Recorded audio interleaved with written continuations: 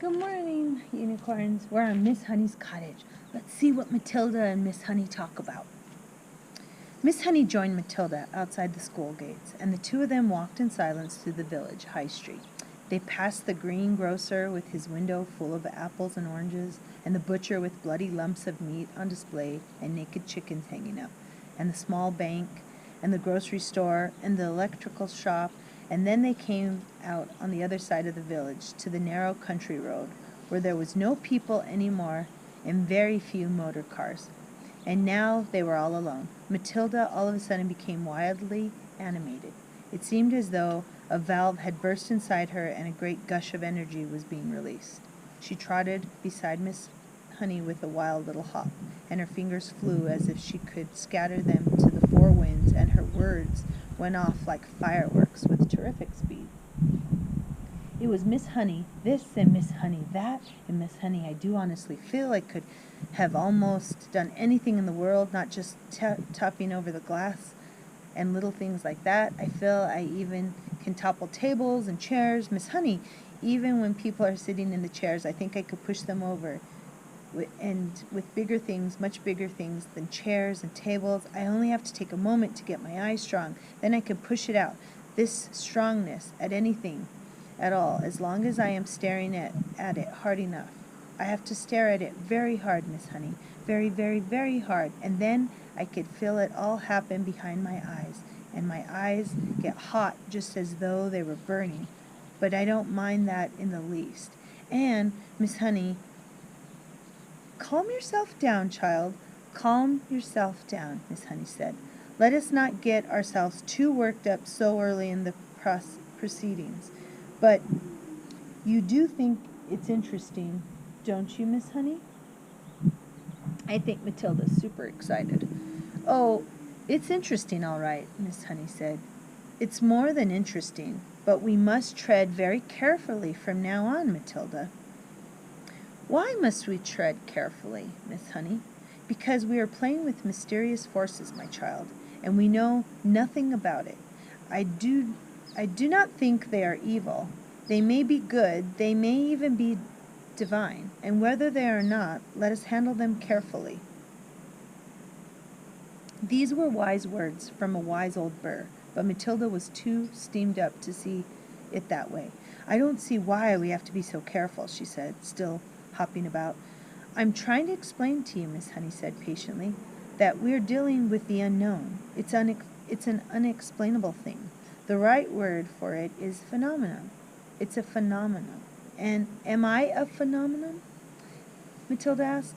It's quite possible that you are, Miss Honey said, but I'd rather you don't think about yourself as anything in particular or at that moment. What I thought we might do is explore this phenomenon a little more. Just the two of us together, making sure we take things very careful all the time. You want me to do some more of it, then, Miss Honey? That is what I am tempted to suggest, Miss Honey said cautiously. Goody good, Matilda said. I myself, Miss Honey said, I am probably far more bowled over by what you did than you are, and I'm trying to find some reasonable explanation. Such as what? Matilda asked. Such as whether or not it's not something to do with the fact that you are quite exceptionally... Ooh, sorry, ladies, I lost my spot. Quite exceptional. What exactly does that word mean? Matilda said. A precocious child, Miss Honey said, is one that shows amazing intelligence early on. You are unbelievably precocious, child. Am I really? Matilda asked. Of course you are. You must be aware of that. Look at your reading. Look at your mathematics. I suppose you're right, Matilda said. Miss Honey marveled at the child's lack of conceit and self-consciousness. I can't help wondering, she said, whether this sudden ability that has come to you of being able to move objects without touching it, whether it might not have been something to do with your brain power. You mean there might not be room in my head for all the brains, so something has to push out? That's not quite what I mean," Miss Honey said, smiling. "But whatever happens, and I say it again, we must tread carefully from now on. I have not forgotten that strange and distant glimmer on your face after you tipped over that last glass. Do you think doing it could actually hurt me? Is that what you're thinking, Miss Honey?" "It made you feel pretty peculiar, didn't it?" "It made me feel lovely," Matilda said. "For a moment or two. I was flying past the stars on silver wings. I told you that. And I shall tell you something else, Miss Honey. It was easier the second time, much easier. I think it's like anything else. The more you practice, the easier it gets." Miss Honey was walking slowly so that the small child could keep up with her without trotting too fast, and it was very peaceful out there on the narrow road now the village was behind them. It was one of those golden autumn afternoons, and there was blackberries and splashes of old man's beard in the hedges, and the hawthorn berries were ripening scarlet for the birds when the cold winter came along. When the cold winter, not the gold, the cold. There were tall trees here and there on either side, oak and sycamore, ash, and occasionally a sweet chestnut. Miss Honey, wishing to change the subject for the moment, gave all the names of all these to Matilda and taught her how to recognize them by the shape of their leaves and the pattern of the bark on the trees and the trunks. Matilda took all this in and stored the knowledge away carefully in her mind. They came finally to a gap in the hedge on the left-hand side of a road where there was 5 barred gates. "This way," Miss Honey said, and she opened the gate and led Matilda through it and closed it again. They were now walking along a narrow lane that was no more than a rudder cart track. There was a high hedge of hazel on either side, and you can see clusters of ripe brown nuts in the green jackets. The squirrels would be collecting them all very soon, Miss Honey said, and storing them very carefully for the bleak months ahead. "You mean you live down here?" Matilda asked. "I do," Miss Honey replied, but she said no more. Matilda has never once stopped to think about where Miss Honey might be living. She had always regarded her purely as a teacher, a person who turned out of nowhere and taught at school and went away again. Do any of us children, she wondered, ever stop to ask ourselves where our teachers go when school is over for the day? Do we wonder if they live alone, or if there is a mother at home, or a sister, or a husband? "Do you live all by yourself, Miss Honey?" she asked. "Yes," Miss Honey said, "very much so." They were walking over the deep sun-baked mud tracks of the lane, and you had to watch where you put your feet if you didn't want to twist your ankle. There was a few small birds around in a hazel branch, but that was all. "It's just a farm laborer's cottage," Miss Honey said. "You mustn't expect too much of it. We're nearly there." They came to a small green gate, half buried in the hedge on the right and almost hidden by the overhanging hazel branches. Miss Honey paused with one hand on the gate and said, "There it is. That's where I live." Matilda saw a narrow dirt path leading to a tiny red brick cottage. The cottage was so small it looked more like a doll's house than a human dwelling. The bricks it was built on were old and crummy and very pale red. It had a gray slat roof and one small chimney, and there were 2 little windows in the front. Each window was no larger than a sheet of tabloid newspaper, and there was clearly no upstairs to the place. On either side of the path there was a wilderness of needles and blackberry thorns and long brown grass. An enormous oak tree stood overshadowing the cottage. Its massive spreading branches seemed to be enfolding and embracing the tiny building, and perhaps hiding it well from the rest of the world. Miss Honey, with one hand on the gate, which she had not yet opened, turned to Matilda and said, "A poet called Dylan Thomas once wrote some lines that I think every time I walk up to this path." Matilda waited for Miss Honey, in a rather wonderful, slow voice, began reciting the poem. "Never and never, my girl, riding far and near, in the land of the Hearthstone tales, and spelled asleep, fear or believe that the wolf in the sheep white hood, looping and bleeding roughly and blithely, shall leap, my dear, out of a lyre in the flocked leaves, in the dew-dipped year, to eat your heart in the house in the rosy wood. There was a moment of silence, and Matilda, who had never before heard great romantic poetry spoken aloud, was profoundly moved. "It's like music," she whispered. "It is music," Miss Honey said, and then, as though embarrassed at having revealed such a secret part of her life, she quickly pushed open the gate and walked up the path. Matilda hung back. She was a bit frightened of this place now. It seemed so unreal and remote and fantastic, and so totally away from this earth. It was like an illustration in Grimm or Hans Andersen. It was the house where the poor woodcutter lived with Hansel and Gretel, where Red Riding Hood's grandmother lived, and it was also the house of the 7 dwarfs and the 3 bears, and all the rest of them. It was straight out of a fairy tale. "Come along, my dear," Miss Honey called back. "Come along, my dear," Miss Honey called back, and Matilda followed her up to the path. The front door was covered with a flaky green paint, and there was no keyhole. Miss Honey simply lifted the latch and opened the door and went in. Although she was not a tall woman, she had to stoop low to get through the doorway. Matilda went in her and found herself, it seemed like a dark, narrow tunnel. "You could come through to the kitchen and help me make the tea," Miss Honey said, and she led the way through the tunnel into the kitchen. And as if you could call it a kitchen, it was much bigger than a good-sized closed cupboard.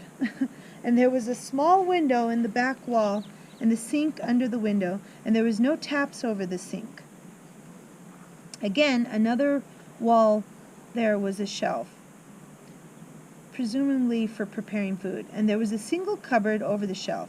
On the shelf itself there stood a stove, a saucepan, a half bottle of milk, a primus, a little camping stove that you fill with the paraffin and you light it on the top and you pump it. And then you pump it to get pressure for the flame. "You could get some water while I light the primus," Miss Honey said. "The well is at the back. Take the bucket. Here it is. You'll find a rope on the well. Just hook the bucket on the end of the rope and lower it down. But don't fall in yourself, Matilda." More bemused than ever now, she took the bucket and carried it out the back garden. Then the well had a little wooden roof over it and a simple winding device, and there was the rope dangling down into a dark, bottomless hole. Matilda pulled up the rope, hooked the handle on the bucket on the end of it. Then she lowered it until she heard the splash, and the rope went slack. She pulled it up again, and lo and behold, there was water in the bucket. Wow, so Miss Honey lives in a little cottage, and she uses like a camping stove to heat her water. And her water comes from a well, so she doesn't even have a faucet to bring the water out. She just has a sink. Okay. Anyways, I thought I would explain that to you. "Is this enough?" she asked, carrying it in. "Just about," Miss Honey said. "I don't suppose you've ever done that before." "Never," Matilda said. "It's fun. How do you get enough water for a bath?" "I don't take a bath," Miss Honey said. "I wash standing up. I get a bucket full of water and heat it over a little stove and strip and wash myself all over." "Do you honestly do that?" Matilda asked. "Of course I do," Miss Honey said. "Every poor person in England used to wash that way until not so very long ago. And they didn't have a primus. They had to heat the water over the fire in a hearth." "Are you poor, Miss Honey?" "Yes," Miss Honey said, "very. It's a good little stove, isn't it?" The primus was roaring away with a powerful blue flame, and already the water in the saucepan was beginning to bubble. Miss Honey got a teapot from the cupboard and put some tea leaves into it. She also found half a small loaf of brown bread. She cut 2 thin slices of it. From a plastic container she took some margarine and spread it on the bread. Margarine, Matilda thought. She really must be poor. Miss Honey found a tray on it, and she put 2 mugs, the teapot, the half bottle of milk, and a plate with 2 slices of bread. "I'm afraid I don't have any sugar," she said. "I never use it." "That's all right," Matilda said. In her wisdom, she seemed to be aware of the delicacy of the situation, and she was taking great care not to say anything to embarrass her companion. "Let's have it in the sitting room," Miss Honey said, picking up the tray and leading the way out of the kitchen, down the dark little tunnel, to the room at the front. Matilda followed her. But just inside the doorway, the so-called sitting room, she stopped and stared around in an absolute amazement. The room was as small and square and bare as a prison cell. The pale daylight that entered came from a single tiny window in the front wall, but there were no curtains. The only objects in the entire room were 2 upturned wooden boxes to serve as chairs, and a 3rd box between them for a table. That was all. There were no pictures on the walls, no carpet on the floors, only rough, unpolished wood planks, and there were gaps between the planks where dust and bits of grime had gathered. The ceiling was so low that with a jump Matilda could nearly touch it with her fingertips. The walls were white, but the whiteness didn't look like paint. Matilda rubbed her palm against it, and a white powder came off on her skin. It was whitewash, the cheap stuff that is used in cow sheds and stables and hen houses. Matilda was appalled. Was this really where her neat and trimly dressed school teacher lived? Was this all she had to come back to after a day's work? It was unbelievable. And what was the reason for it? There was something very strange going on around here, surely. Miss Honey put the tray on one of the upturned boxes. She sat down and said, "Sit down, my dear, sit down," she said, "and we'll have a nice hot cup of tea. Help yourself to bread. Both slices are for you. I never eat anything when I get home. I have a good old tuck in at the school lunch, and that keeps me going until the next morning." Matilda perched herself carefully on an unturned box, and more out of politeness than anything else, she took a slice of bread with margarine and started to eat it. Ah! Go on, bug! Ah! Okay, sorry, ladies. That bug was going to eat me. Okay. At home, she would have been having buttered toast and strawberry jam and probably a piece of sponge cake to round it off. And yet this was something more far fun. There was a mystery in this house, a great mystery. There was no doubt about it, and Matilda was longing to find out what it was. Miss Honey poured the tea, added a little milk to both cups. She appeared to be not in the least ill at ease, sitting on the unturned box in the bare room, drinking tea out of a mug that she balanced on her knee.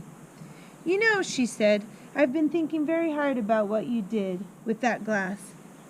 It is great power you have been given, my child. You know that." "Yes, Miss Honey, I do," Matilda said, chewing her bread and margarine.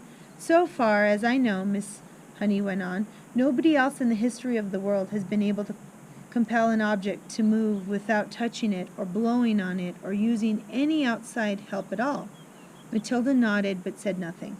"The fascinating thing," Miss Honey said, "would be to find out that the real limit of this power of yours. Oh, I know you think you can move just about anything there is, but I have my doubts about that." "I'd love to try something really huge," Matilda said. "What about distance?" Miss Honey asked. "Would you always have to be close to the thing you were pushing?" "I simply don't know," Matilda said, "but it would be fun to find out." Wow, I wonder what they're going to try out to tip over. Well, now we're on to the next chapter. That was not as long as I thought, ladies. And now I have a bee on me. Do you see the bee? I hope I don't get stung, because I am not honey or a flower. All right, ladies. I'll talk to you guys later. Bye.